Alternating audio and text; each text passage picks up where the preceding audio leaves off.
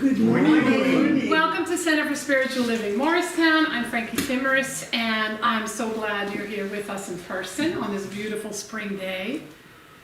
And online, whoever's joining us today or any day in the future, we're so happy you're with us today. We're continuing the theme of giant gentleness last Sunday, and next Sunday, May 5th, we move into a new theme, and it's also a really big day for us, not because it's Cinco de Mayo, but because it's our annual meeting. So we ask that all of you attend that. We're going to have a potluck, so bring some food to share in between so we don't go hungry, and then we're going to have the annual meeting, and then after the annual meeting, we're going to have Christine Goldthwait with us to facilitate another wonderful meeting that she does so well. So I'm excited about it.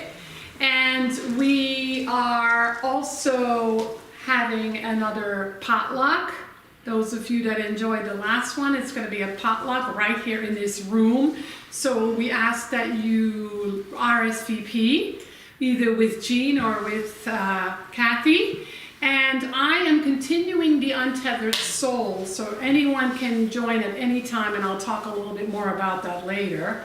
And then we have another concert coming up on June 22nd, so we have some flyers here for those of you that are present, and we send out a weekly constant contact. So if you're not on that list and you don't know what's going on, let's put you on the list, so just let us know that you'd like to be on the list. And so we are also, on May 11th, we have Arlene, who's going to facilitate a spiritual photography event. So if you're interested in that and want to know more, we have the flyer here, or we're happy to talk to you because we're not posting that. So we will now have our Namaste practice, which is, Namaste is the Sanskrit meaning is the divinity in me blesses the divinity in you. And remember, there's a tendency for us to share our Namaste, right? But also remember to receive, so that there is this wonderful balance of giving and receiving. So just put your hands together and bow to somebody and say Namaste. Namaste. Namaste. Namaste. Namaste. Namaste you all. And let's treat. Our word for spiritual mind treatment is, our affirmative prayer is all about planting some seeds in our consciousness, trusting that the universal law is what makes them grow. So right here, right now, I open my mind and my heart and my body and my soul to the divine energy that is ever flowing. And when I say I, my, me, I speak from and to that place within myself, within everyone who is hearing the sound of my voice and beyond, and their spirit, their soul, their true nature. Because there's only the one mind, the one life, the one love, the one grace, the one power. And so here I am, opening my mind, my heart, my body, my soul to this divine energy in a greater yet greater way, knowing that it is infinite. So there's ever more of it to say yes to. There's ever more of it to open to. And as I open my heart, I realize that that divine flow establishes a deeper sense of peace, love, and compassion for everyone. As I open my mind, I get to see more clearly what is operating in my consciousness, and therefore I can make choices that serve me in greater yet greater ways, and therefore serve humanity. Knowing that my soul is already open and receptive, everything just gets out of the way, and there is a more powerful divine flow of being of service as an instrument of the divine. So today I trust and know that whatever obstacle is in the way is dissolved, removed, and that something in me is restored, renewed, refreshed, and more awake and aware. And for that, I'm so grateful. I'm so grateful that we get to be part of a spiritual community, that we have this space, that we have each other, and that we have all the offerings to support anyone interested and curious, to lift up in the essence of their very being, and therefore be part of a world that works for everyone. And so it is. So it is. Okay.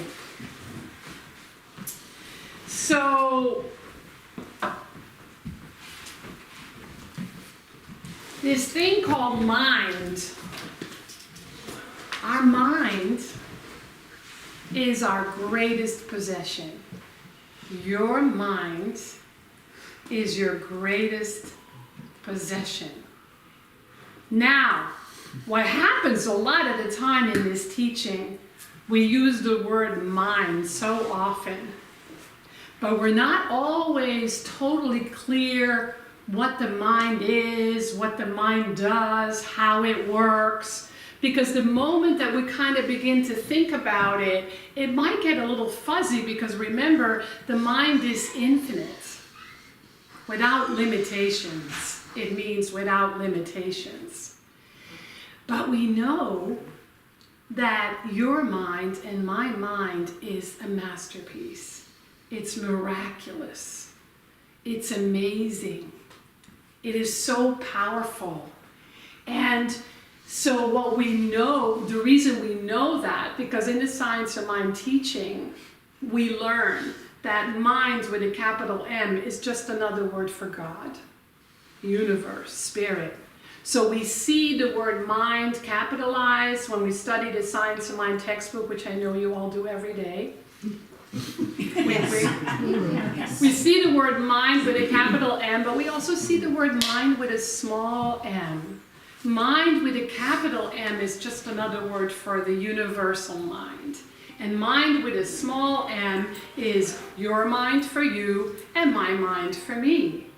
And my mind, ooh, God calling. My mind for me and your mind for you is your use of the universal mind. And that what that requires of us is that we become more aware, that we're actually using the universal mind, and that the way that we can find out more about that is look at our lives.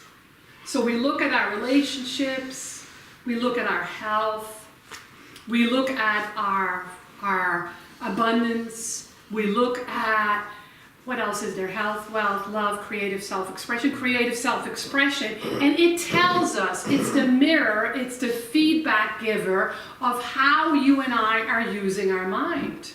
So if I'm struggling in relationships, there is a way of using my mind that may not be serving me anymore. And it's giving me the opportunity to look at that and see it in a different way, or claim a new idea, hopefully more truth-based, right? And so what science says, and this may not be true because we never know anymore where the sources come from or whether they're actually true, but this one makes kind of sense to me, where it says that we have about 60,000 thoughts a day. Do you think that's more or less accurate? Is it high? Is it low? Higher. It's higher. At least 60,000 thoughts a day. It feels like. And that 90 to 95% of those thoughts are very repetitive. Mm-hmm. Yeah? Would you say that's true? Yes. I think that's pretty true. And that 80% of our thoughts are negative. Wow. Now, we don't use the word negative, positive a lot because the tendency is to have the negative is bad and positive is good. That is not true. We don't do this good, bad, right, wrong. We just look and decide for ourselves what serves us, because if somebody says to me, you know, I want you to jump out of a plane with no parachute, I'm going to say, I can't do that. That's a positive negative, right? So we want to think a little bit deeper and a little bit more expansive and not just be on that surface thinking of right, wrong, good, bad, negative, positive. So it's not really miraculous that we have some confusion around the mind, because then there's also the word consciousness, right? So consciousness is the sum total of all our thoughts. Our thoughts are like energy, mind energy. And when we look at consciousness, we in our teaching say, well, there's mind, there's heart, there's body, and there's spirit. That's a very holistic view of looking at the mind and how the mind functions or demonstrates, right? And so when we look at consciousness, the mind with the small m is the self with the small m. It's the ego, the personality, of which each of us are having a very unique experience. We know that no two are alike. But then there's the universal mind with a capital M, which is spirit, divine love, divine grace, divine power, divine health, all that which is of the highest quality. And so the key then is, how are you and I using this universal mind? Just like, how are you using water in your house? How are you using electricity? How are you using your car, right? It's kind of the same, except at a much more higher, expansive level. So the way we know how we're using our mind is, as I said before, by looking at our life, looking at our experiences. It will tell us. And so it behooves us to be aware, just to notice what we notice throughout the day. For some of us, that's overwhelming. It's just too freaking much, because you have to deal with relationships and your job and being in traffic and having to eat food and having to buy food and having to prepare food and all those things. So what we do is we just do our best. Just noticing, checking in. What am I thinking? What am I feeling? And not immediately placing judgment on it, because our tendency is that when we're judging someone, that we say, oh, we're using my mind wrong, cancel, cancel. But that energy is still there. So we want to maybe explore some of the patterns a little bit more deeply, because we know that as we think, so we become, or so we are. So the tendency then is, what we've learned as well, is right now the tendency is distraction. There has been a lot of research done what the effect is of the internet, of smartphones, and of social media. What they're finding is that when a brain is still malleable, like of a child, that it actually changes the brain. And for us, most of us adults, that's a little bit harder, because our brain, our mind, it's formed, right? But yet still, most of us can experience, when we're really present and aware, how easy it is for us to be distracted. Just scroll through Facebook and notice what happens, or YouTube, or Twitter, or whatever it is that we do, right? Or even reading a book. I know for me, I used to be able to sit and read for hours without being distracted. Now I'll be reading and go, oh, squirrel, or oh, I gotta go eat, or I gotta check my phone, right? And so I am practicing and learning to put my phone away, to turn it off. As some of you know, I have Unplugged Fridays. It's not easy, because we're all so addicted and so used to the distraction. Plus, the technology itself has been created to distract us. So we want to be really aware of, well, how am I using my mind? What enters my mind? What distracts me?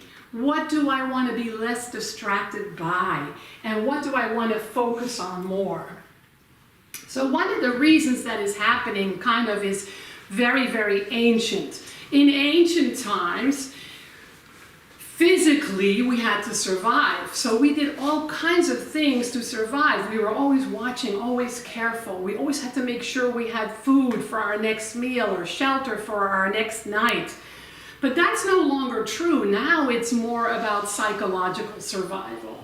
And so we have this tendency to be okay, to want to be okay. So the mind is like, I have to be okay, I have to be okay. What do I need to do to be okay? Oh, so I might be judging someone or something, or I might be worried, or I might be anxious, or I might try to control. I want to make sure everybody else is okay besides me being okay. And so the mind is doing this rat race thing just as a way to cope, as a way to protect. It's a strategy. The good news is, we can change that. The bad news is, it's part of our mind. It's just how it works.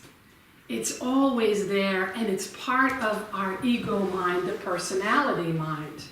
And so one of the things that I love so much about this book, The Untethered Soul, is it gives very clear explanations, and it gives very clear strategies.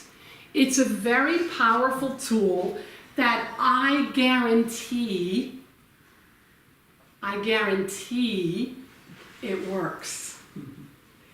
And since I've been deeply studying this for the last few years, I have noticed that it works. And the cool thing is, it's a very simple practice.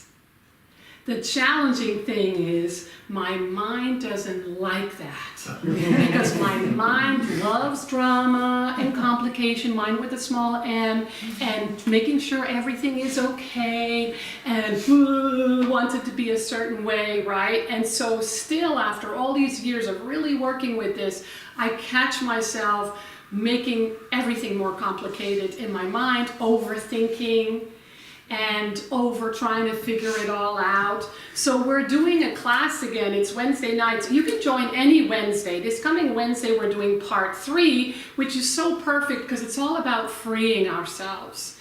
And so anybody can join if you're getting the email. The registration link is in the email. That's how you get the Zoom link. And if anybody has questions about it, let me know, because you're welcome to join this coming Wednesday. The beauty is that the practices in the Untethered Soul is about becoming more aware that we're always using the universal mind, and that we get to choose how we use that. Maybe not perfectly, maybe not all the time, but more and more and more. And the reason is he breaks down this idea that there's 2 parts to the mind. In our teaching, we call that, those 2 parts, conscious mind and unconscious. Objective mind and Subjective mind. Yes, right? So in his work, he says there is a mind that's doing the talking. He calls it your inner roommate. It's that little voice. It's always talking, always chattering, always thinking, right? But then there's a part of our mind that is noticing what it's noticing, that is watching the talking, right? And so it invites us to be more aware of what the chatter is, which is the mind with a small m, the ego mind, the personality, and then the witness, the observer, is really our spirit. It's our soul. So we begin to notice and observe what we are thinking, what the chatter, what the talking is about, and then we can make choices, because if we don't even pay attention to that, how can we make a different choice, right? And so the key is to be kind. What is the theme this month? Gentleness. Yes, giant gentleness. How can we be more gentle with our own mind, right? And so we want to be that witness, because when we're in that witnessing place, we're actually in the seat of our consciousness. We're observing our own consciousness. And why do we want to observe our own consciousness? To be happier. To be happier. To make changes. To make changes. Choices. What has to happen before that? Awareness. Awareness, to be more aware, right? What it is that's going on in our mind. Because thoughts is just energy. Your mind really is energy. Some people think the mind is in the brain. It actually isn't. It's the whole body, right? So we want to notice how the energy of mind, how the thoughts flow through us. We want to notice where that flow is easy and open and lovely, and we want to notice where it's blocked. The places where that energy is blocked is usually some unfinished business, some unfinished thought patterns, some unfinished beliefs or interpretations from the past. And so what is it you think that blocks that thought force, that energy force in you? What do you think blocks it?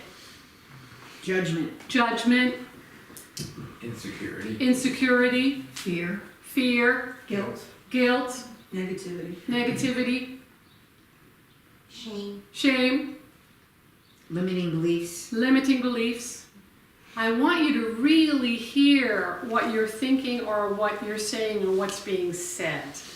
Because that's true. They block that energy. So why would we want to keep carrying those things around?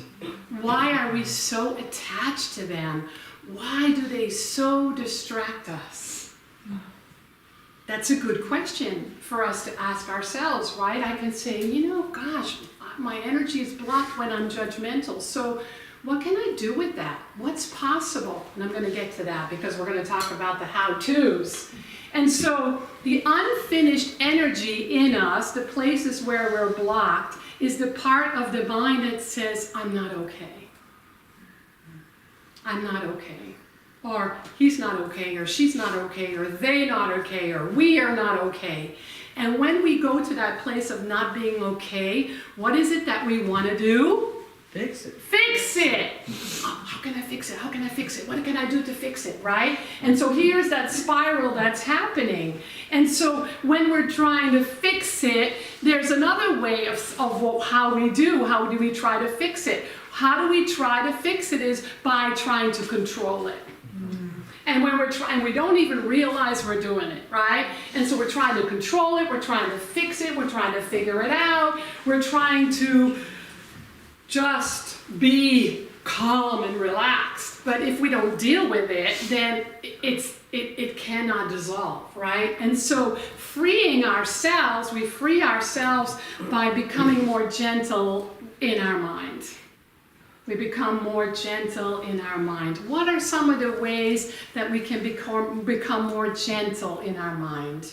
Meditation. Meditation. I knew somebody was going to say that as the first one. So without having anybody expose it, I want you to ask yourself, do I meditate? Do I not meditate? Why do I not meditate? What's challenging about meditation? What does that say about my life? I have found that meditation is a deep, powerful, profound, key practice to our well-being. And it's amazing to me how much resistance there is. It's because the ego mind loves to be distracted and will do anything it can to distract, right?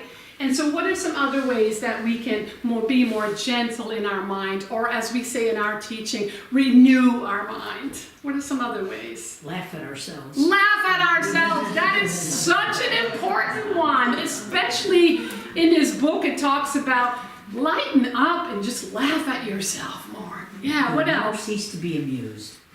Yes. Don't cease to be amused. Yes, what Letting else? go of the outcome. Letting go of the outcome, which requires us to be in the moment and trust. What else? Don't sweat the small stuff. Don't sweat the small stuff. Yeah, you all have examples, right? The biggest example that I can give you today is to befriend your mind. So ask yourself, is my mind a friend or a foe? My answer is a little bit of both. Sometimes more friend, sometimes more foe. Sometimes we get mad at the bullies in our world. We're our own worst bully. Our mind can be such a bully. Any of you have a bullying mind sometimes? Yeah, what do those voices of the bully say? You're not good enough. Not good enough, You're not doing enough. not doing enough. What's the matter with you? What's the matter with you? What'd you do that for? What did you do that for? You shoulda. You Whatever. shoulda, coulda, woulda. You idiot, you're stupid, you're fat, you're ugly, you're old, you're nasty, you're mean. I mean, there's an infinite list. How's it working for you? Dr. Phil, thank you, Dr. Phil. How's that working for you? It is really important that we pay attention to the voice of the mind and that we do something when the voice of the bully gets really loud and gets really mean. And so we want to have awareness because that means I'm using my mind, remembering that I'm one with the universal mind. I'm using the universal mind in my life so that I can be more energetically aligned, centered, and standing in the seat of my own consciousness in the truth, and trust that that shows up in my world. Because what happens is when we do this work, it will show up in our world. It will show up in our bodies. Our bodies are very telling. It will show up in our relationships. It will show up in our finances, our abundance. It will show up in our creativity. Because we're not constantly trying to be okay, make ourselves okay, and make everybody else okay, right? And so, how do we befriend our mind? What's one way that we can befriend our mind? Take it out to play. Take it out to play. Go play, laugh, be out in nature. What else? Be creative, find something, like craft or something. Yes, get creative. Do a Express hobby or something. Yes, what else? Dance. Be positive. Dance. Be positive. Be positive. Sing. Sing. Yeah. Be present. Be present. I have a really easy one. But I'm sure you don't need to know, you don't really want to know because Oh, you're yes, so we do. You're all so involved. You're all so involved. There's one very simple way that some of you have never even thought of. Breathe. Breathe, yes. Thank your mind. How often do you thank your mind? Thank you, mind. You're so clever. You're so creative. You figured it out. Thank you, mind. I trust that you will figure it out. Thank you, mind, for keeping me sane most of the time. Thank your mind. We know gratitude is one of the most powerful spiritual practices on the planet. How come we don't even think about thanking our mind? The way I have been practicing that, which is the best tool in the entire untethered process, untethered soul process, is when my mind is spinning and the bully is loud and the foe is at work and I'm trying to figure it out without realizing I'm trying to figure it out. I'm trying to be okay and I don't even realize that's what I'm doing. I say mind. No, I say chatter or whatever that part of my mind is. Thank you for sharing. I don't need you. I got this. Don't worry. I got it. I'll figure it out. I'll do it. I don't need you. You go rest, take a nap, go play. Because the mind, the conscious mind, the mind that's clearly connected to the mind of God, the mind that is aware and present, it knows what to do.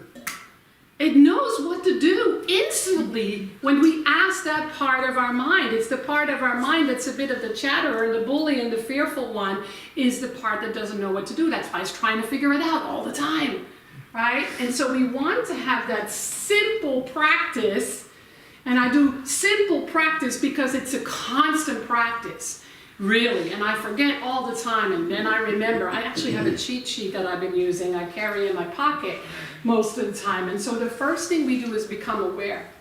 We just become aware, just notice what we're noticing and not run from it, not beat ourselves up with it, not worry about it, not try to figure it out. Just notice like, oh, my mind is running away with this one. notice that there's a disturbance happening inside of you. And what is that disturbance? What did I say? What is that disturbance? Ego. Ego or unfinished energetic thought pattern. And the way it finishes, we let it go. We relax, take a breath, and we let it go. We notice it. Take a breath, relax, let it go. So that we get behind it.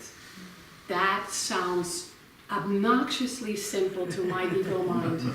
It's pissed off by it because it's saying, that's it? What the hell have I been doing all my life? Right? What part of my mind is that? Bully. The bully. Hi, bully. Well, thank you so much for sharing. I got you. I hear you. I got this. I'm good. Thank you. Right? So it's being aware, noticing the disturbance, relax, and release it. There is an amazing article in Science of Mind magazine, the most recent one. This was the March side. How many of you read the article called Science and Spirituality by Mark Waldman and Andrew Newberg? It is the best article in the Science of Mind magazine every month. It's been in there for years. It is a treasure. This one in March talks about something that blew my mind, so I made a copy for everybody. Thank you. But what it talks about is, it talks about neuromyths. And then it talks about how we move from, and this is all about neuroscience, which boggles my mind, but I love it. And it says that how miraculous the mind is. They're continuously finding out how miraculous the mind is, right? So this is about how there are neuromyths and how there are now new discoveries. So some of the neuromyths are the neuromyths of left brain, right brain.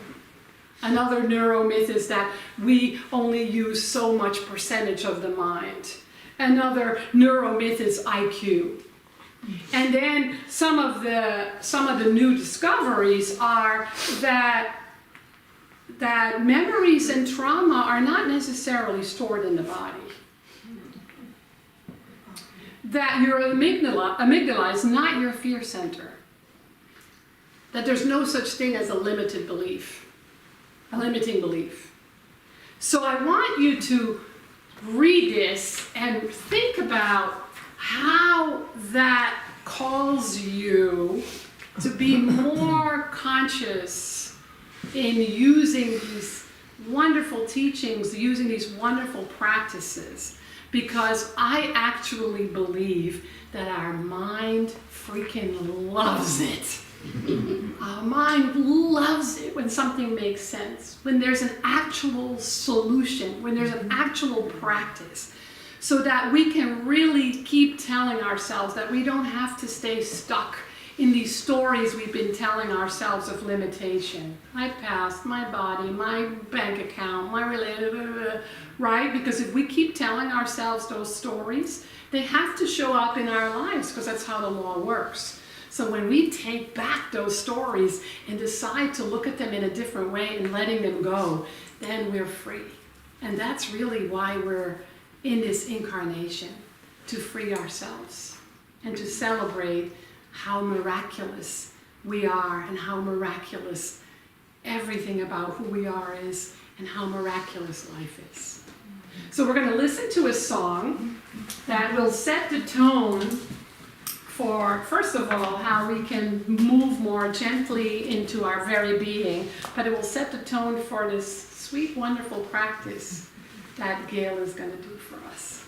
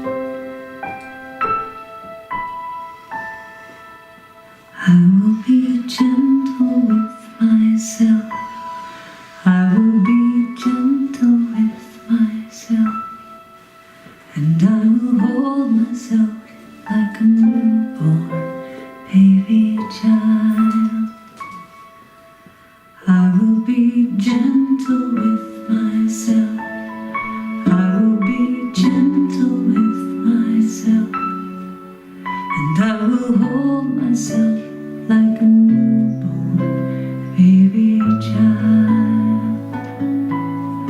I will be tender with my heart. I will be tender with my heart. And I will hold my heart like a newborn baby child. I will be tender with my heart. I will be tender with my heart. And I will hold my heart like a newborn baby child.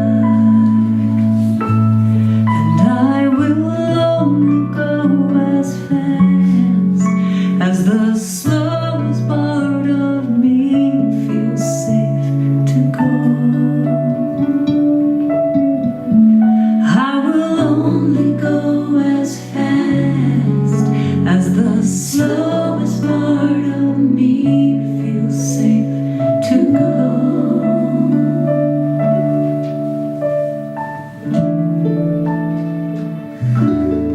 I will be easy on myself. I will be easy on myself. And I love myself like a newborn baby child. I will be easy on myself. I will be easy on myself. And I love myself like a baby child.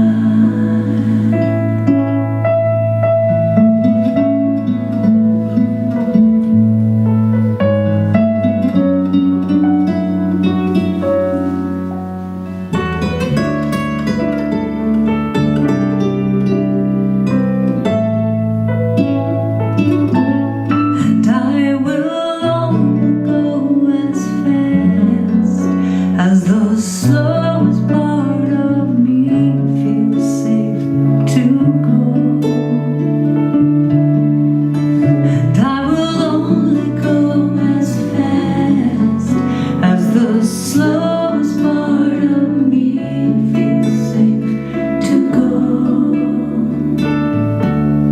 Now I know I am gentle with myself. I am gentle with myself. And I hold myself like a newborn baby child. I am gentle with myself. I am gentle with myself. And I hold myself like a newborn baby child. And I rock myself like a baby child. And I hold myself like a baby child. And I love myself like a newborn baby child.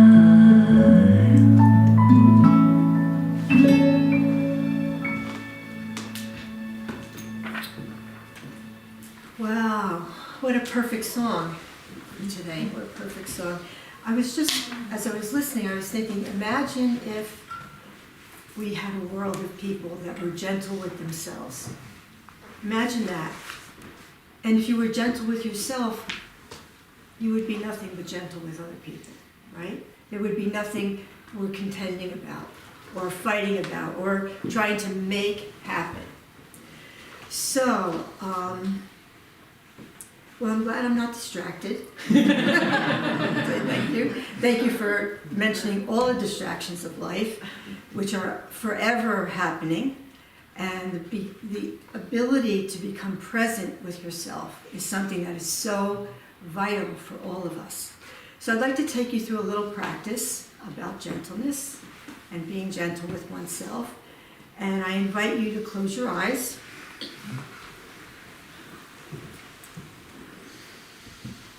And as you're listening, allow yourself to focus on your breathing.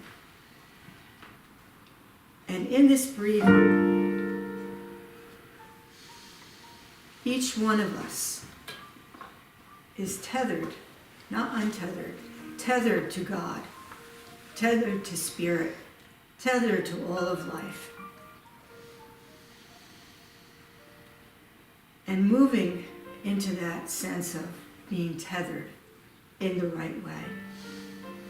Moving into that sense of feeling aligned in the right way.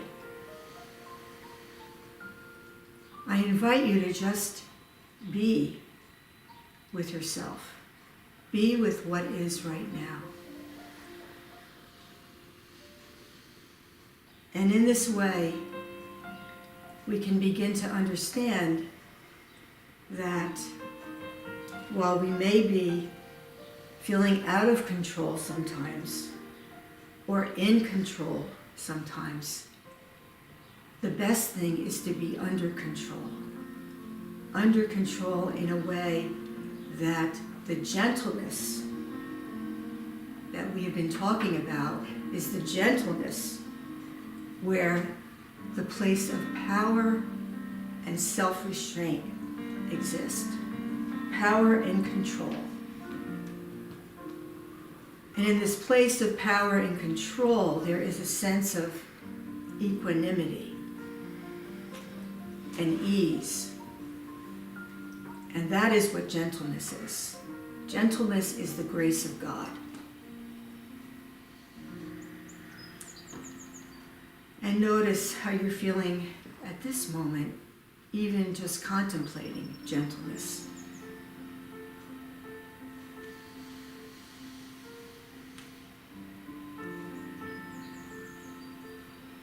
And yet I invite you now to call to mind an interaction with someone in your life. An interaction that you don't feel satisfied with, or you feel unfulfilled by. Maybe it's an argument. Someone didn't do what you expected of them.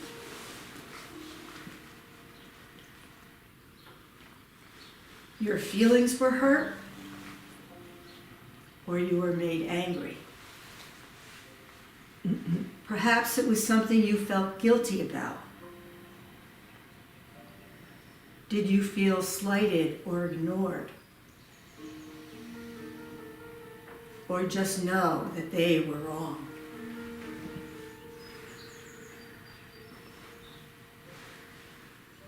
So just accept that that's what we're feeling, and are feeling now as you remember it. And notice in your body where those feelings might be lodged. In one area of your body or throughout your body. And just notice the discomfort.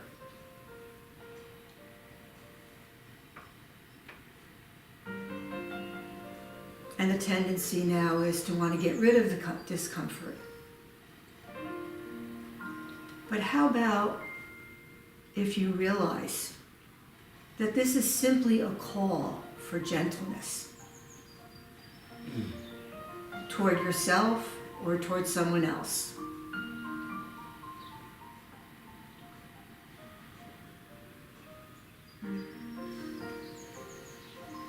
And as challenging as it might seem in the moment, you decide to release your reaction or the resistance you might be feeling and just let it go.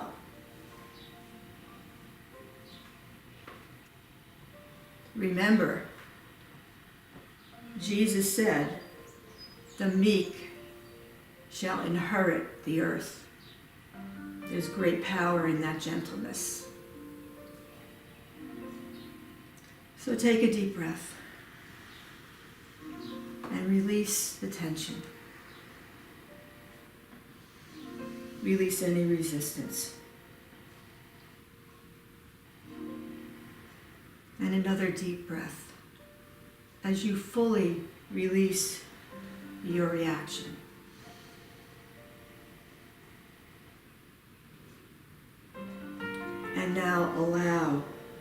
peace and the grace to flow through you. Decide to let go and let God.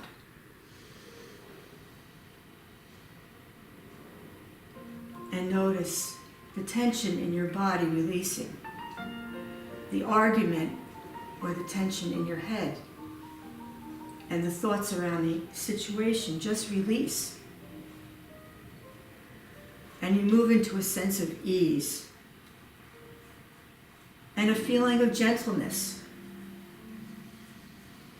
Feeling gentle with yourself and gentle with whoever else you're uneasy with. And now just allow the grace to flow through you. The grace of the gentleness. Become open.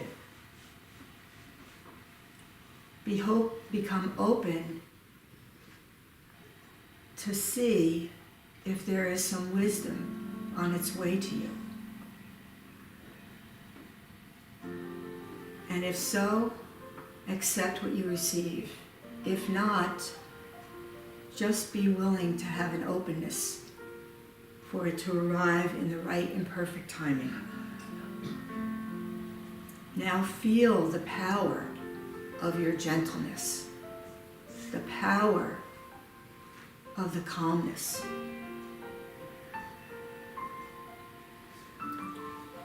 And then be in the place of calm knowing.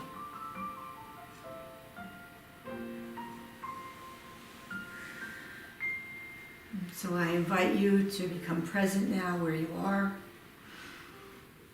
Feel yourself seated on your chair. Take a deep breath. And one other deep breath. Breathe in and breathe it all out. And now become present by opening your eyes. Coming back to where we began with gentleness. So thank you for doing this practice with me. I was going through it with you at the same time, which was really lovely. And so now we are at the place, God bless you, of knowing our abundance, knowing that we are given everything we need each and every day. That life continues to give us more life. The power of the law of circulation is always bringing our good to each one of us. And we are benefiting in ways we know and ways we don't even know. So I invite you to think in terms of what this beautiful center offers and how we are here for you as we know you are here for us. And knowing that there is an abundance in the universe. And when your heart feels full of that abundance, it's natural to want to give back. So I invite you now to contribute in whatever way you can, and in particular, this is our time of conscious giving. It's our time of receiving what we have given out. And so I'd like to do this affirmation with you. To know our good, to know our good, to know that we have all that we need every time, in every way, wherever we are. And so we invite you also to give your conscious giving through Facebook, through here, right here in the present moment, as we remain present. And to know that you can give through Venmo, PayPal, and probably other things I don't even remember right now. You can give Text here, to give. you can text to give, you can absolutely give in whatever way feels right for you. For we are always on the giving and receiving hand in our center. So I invite you now to know with me this affirmation and repeat it after me. Divine love consecrates my gift. Divine love consecrates my gift. It goes forth to heal, It goes forth to heal, prosper, and to bless. prosper, and to bless. It returns to me multiplied abundantly. It returns to me multiplied abundantly. And as I share my good, And as I share my good, I accept my greater good. I accept my greater good. And so it is. And so it is. Healing circle. Yes, I was just going to say that. Reverend Frankie is reminding me of what almost came out of my mouth, which is that this Friday night, I'm doing our healing circle here in the sanctuary at 7 p.m. And I invite everyone who would like to have a healing experience. So, how good it is to be together. How good it is to see one another, to be with one another, to receive and to give. And to know that there is this gentleness in the universe that we get to claim and reveal in our lives for ourselves and others. So this is the time, and also, by the way, I will be doing Treatment Express afterward, so anyone who is present in the room can come up and have a treatment with me. And let's know together that this center is centered in love, that this life is the life of God, that Spirit is flowing through each and every one, through every aspect of creation. God is, Spirit is, life is, joy is. And this morning, having been together, I know that there is an opening for greater realization in one's life, in everyone's life, who desires, who discerns to want to feel the power of grace, the power of the gentleness, the way that life is moving through each one of us as it's moved through this Sunday celebration, moving through us in a way that continues to generate greater and greater life for each one, either present now or in the future, knowing that there is always an eternal life for each one, and blessing our time, knowing it's good, knowing fulfillment has been achieved. I release this into universal law with gratitude and absolute joy, for I know that as it is spoken, truly it is already now done. And please join me in saying, and so it is. So it is. Amen.